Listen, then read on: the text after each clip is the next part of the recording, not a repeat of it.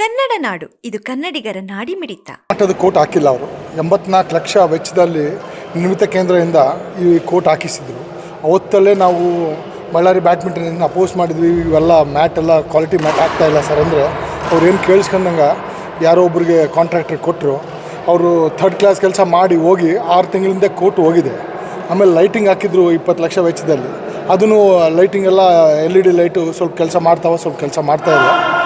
ಅದು ನಾವು DC ಸಾಹೇಬ್ರಾಗಲಿ, minister ಸಾಹೇಬ್ರಾಗಲಿ, sports minister ಆಗಲಿ, ಯಾರನ್ನೇ ಆಗಲಿ ರಿಕ್ವೆಸ್ಟ್ ಮಾಡೋದಂದೆ ಬ್ಯಾಡ್ಮಿಂಟನ್ ಬೆಳೆಯೋದು ಹೆಂಗೆ ಸರ್? ಬಳ್ಳಾರಿ ಹಿಂದೆ ಉಳಿತದಂದರೆ ಯಾಕೆ ಉಳಿಯೋದು? ನಮಗೆ ಕೋಟ್ ಇಲ್ಲ. ಮಕ್ಕಳು ಸಾಯಂಕಾಲ 25-30 ಮಕ್ಕಳು ಡೈಲಿ ಬ್ಯಾಡ್ಮಿಂಟನ್ ಕೋಚಿಂಗ್ ಬರ್ತಾರೆ. ಅವರು 800 ರೂಪಾಯಿ ಕಟ್ಟಿ, ಬಟ್ ಅವರು ಸರಿಯಾದ ಕೋಟ್ ಇಲ್ಲ ಇರೋದು ಪಕ್ಷದಲ್ಲಿ ಅವ್ರು ಸರಿಯಾಗಿ ಕೋಚಿಂಗ್ ಆಗ್ತಾಯಿಲ್ಲ ಅವ್ರಿಗೆ. ಅಲ್ಲ, 1 ವರ್ಷ ಆಗಿದೆ ಅವರು ರಿಸೈನ್ ಮಾಡಿ ಹೋಗಿ. ಅವಾಗಲಿದ್ದ ಇಲ್ಲಿ ಯಾರು ಮ್ಯಾನೇಜರ್ ಇಲ್ಲ. ಮೊದಲು ಮ್ಯಾನೇಜರ್ ಇದ್ದರು, ಅವ್ರು ಸರಿಯಾಗಿ ಮೇಂಟೆನೆನ್ಸ್ ಮಾಡ್ತಿದ್ರು. ಇವಾಗ ಮ್ಯಾನೇಜರ್ ಇಲ್ಲ, ಇಲ್ಲೇ ಹುಡುಗರು ಇದ್ದಾರೆ, ಅವರೇ ನೋಡ್ತಾರೆ. ಆಮೇಲೆ ಇದು ಬಂದು DC ಸಾಹೇಬರು ಇಲ್ಲ ಡಿಸ್ಟ್ರಿಕ್ಟ್ ಅಡ್ಮಿನಿಸ್ಟ್ರೇಷನ್ ಕೆಳಗಡೆ ಬರುತ್ತಿದ್ದು. ಸೊ ಅವರೇ ಇದನ್ನು ಇಂಟ್ರೆಸ್ಟ್ ತೊಗೊಂಡು ಇಲ್ಲ ಆಗಲ್ಲ ಅಂದರೆ ಅವ್ರ ಕಡೆ ಯಾರನ್ನ ಪ್ರೈವೇಟೈಸರ್ ಕೊಟ್ಟು ಅವರನ್ನು ಸರಿಯಾಗಿ ಇದನ್ನೇ ಉಳಿಸ್ಕೊಂಡು ಹೋಗ್ತಾರೆ ನಮ್ಮ ಅನುಮತಿ ಸರ್. ಆಲ್ರೆಡಿ 1 ವರ್ಷದಿಂದ ಬರೀ 3 ಕೋಟೆ ರನ್ನಿಂಗ್ ಇದೆ. ಇವಾಗ ಸದ್ಯಕ್ಕೆ ಇರೋದು 6 ಕೋರ್ಟು. ಈ ಫೆಸಿಲಿಟಿ ಬೇರೆ ಯಾರಿಗಾದ್ರು ಕೊಟ್ಟರೆ ಚೆನ್ನಾಗಿ ಮೇಂಟೆನೆನ್ಸ್ ಮಾಡ್ತಾರೆ. ಸೊ ನಾವು ಕೇಳೋದೇನೆಂದರೆ, ಒಂದೇ ಸ್ಪೋರ್ಟ್ಸನ್ನು ಇಂಡಿಯಾದನ್ನು ರೆಪ್ರೆಸೆಂಟ್ ಮಾಡ್ತಾರೆ ಅಂತ ತೋರಿಸ್ತಾರೆ ಎಲ್ಲರೂ. ಹೌದಾ? ಟಿ ವಿಲೇ ನೋಡಲಿ, ಪೇಪರ್ಲೇ ನೋಡಲಿ. ಈಗ ಇಂಡಿಯಾ ಕ್ರಿಕೆಟ್ ಗೆದ್ದುಬಿಟ್ರೆ ಫ್ರಂಟ್ ಪೇಜಲ್ಲಿ ಬಂದುಬಿಟ್ಟಿರುತ್ತೆ. ಬೇರೆ ಗೇಮ್ಸಲ್ಲೂ ಗೆದ್ದಿರ್ತಾರೆ, ಬಟ್ ಅವ್ರದ್ದೆಲ್ಲ ಎಲ್ಲಿದೆ? ಎಕ್ಸ್ಪೋಜರೇ ಇಲ್ಲ, ಅವ್ರದ್ದು ಹೈಲೈಟೇ ಇಲ್ಲ ಆಗಿದೆ. ಓಕೆನಾ, ಬಿದ್ದಿದ್ದಾರೆ. ಸೊ ಆ ಕೋರ್ಟ್ ನೋಡಿ ಪೇರೆಂಟ್ಸೇ ಕರ್ಕೊಂಡು ಬರ್ತಾ ಇಲ್ಲ. ನೀವು ಫಸ್ಟ್ ರೆಡಿ ಮಾಡಿಸಿ ಆಮೇಲೆ ಕರ್ಕೊಂಡು ಬರ್ತೀವಿ ಅಂತಿದ್ದಾರೆ. ಸೊ ಹಾಗಾಗಿ ಏನಾಯ್ತು, ಇವಾಗ ಪ್ರೈವೇಟ್ ಕೋರ್ಟೂ ಆಗಿದ್ದಾವೆ ಇವಾಗ. ಸೊ ಅಲ್ಲಿ ಕರ್ಕೊಂಡು ಹೋಗ್ತಾರೆ ಪ್ರೈವೇಟಿಗೆ. ಸೊ ಇಷ್ಟು ಫೆಸಿಲಿಟಿ ಇಟ್ಕೊಂಡು ಗೌರ್ಮೆಂಟಿಂದು ನಾವೇನಾದ್ರು ಯೂಸ್ ಮಾಡ್ಕೊತ ಇಲ್ಲ ಕರೆಕ್ಟಾಗಿ ಅಂತಂದರೆ, ಸೊ ಪಬ್ಲಿಕ್ಗೆ ಏನು ಬೆನಿಫಿಟ್ ಸಿಗುತ್ತೆ? ಒಂದು ಸೆಕೆಂಡ್ ಬಂದು ನಾನು ಹೇಳೋದೇನೆಂದರೆ, ಇವಾಗ ಯಾವುದೋ ಒಂದು ಟೂರ್ನಮೆಂಟು ಅಥವಾ ಒಂದು ಏನೋ ಸ್ಪೋರ್ಟ್ಸಲ್ಲಿ ಗೆದ್ದು ಬಂದ ಆದಮೇಲೆ ನಾನು ಆ ಪ್ಲೇಯರಿಗೆ ಒಂದು ಸೈಟ್ ಕೊಡ್ತೀನಿ, ಒಂದು ಕಾರ್ ಕೊಡ್ತೀನಿ ಅಂತ ಅನ್ನೋದಲ್ಲ. ಅಲ್ಲಿಗೆ ಹೋಗೋದಕ್ಕೆ ಏನು ಅವ್ರಿಗೆ ನಾವು ಫೌಂಡೇಶನ್ ಕೊಟ್ಟಿದ್ದೀವಿ, ಏನು ಅವ್ರಿಗೆ ಫೆಸಿಲಿಟಿ ಕೊಟ್ಟಿದ್ದೀವಿ ಅನ್ನೋದು ಮುಖ್ಯ. ಸರ್ 2 ಸತಿ ಕೊಟ್ಟಿದ್ದೀವಿ, ಇಲ್ಲಿ ಬಂದಾಗ ಹೈಲೈಟ್ ಮಾಡ್ತೀವಿ.